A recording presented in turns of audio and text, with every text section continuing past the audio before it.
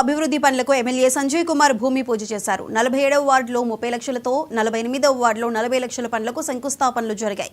అలాగే టిఆర్ నగర్లో 70 లక్షలతో త్రాగునీటి ట్యాంకుల నిర్మాణం చేపట్టినట్లు సంజయ్ కుమార్ చెప్పారు. టిఆర్ నగర్లో 250 మందికి డబుల్ బెడ్రూమ్ ఇండ్లు మంజూరు చేస్తామని ఎమ్మెల్యే చెప్పారు. అలాగే అర్హులైన ప్రతి ఒక్కరికి రేషన్ కార్డులు, ఇందిరమ్మ ఇండ్ల మంజూరుకు కృషి చేస్తానని ఎమ్మెల్యే భరోసా ఇచ్చారు.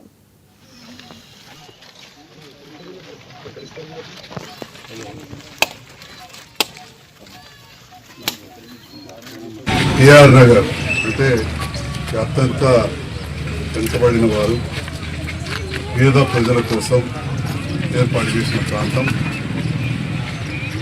ఇక్కడ ఈరోజు ఒక్కొక్క వార్డులో దాదాపు 2 కోట్ల పైన అభివృద్ధి పనులు ఇప్పటివరకు జరిగినాయి.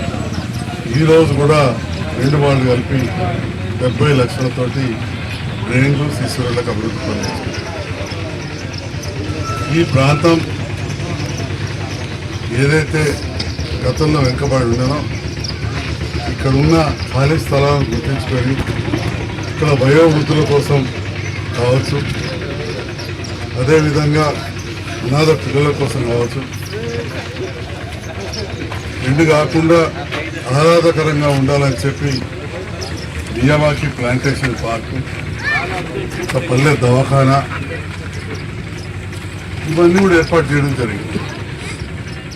మరి వీటన్నిటికీ సహకరిస్తున్న మా గౌరవ మున్సిపల్ చైర్మన్ గారికి, కమిషనర్ గారికి, వైస్ చైర్మన్ గారికి, అధికారులకు, అదేవిధంగా కౌన్సిలర్ చాందీ గారికి, మిగతా ఈ ప్రాంత పెద్దలు, విఘ్నేష్, మిత్రులు, రవి అందరూ ఉన్నారు. అందరికి కూడా పేరు ధన్యవాదాలు.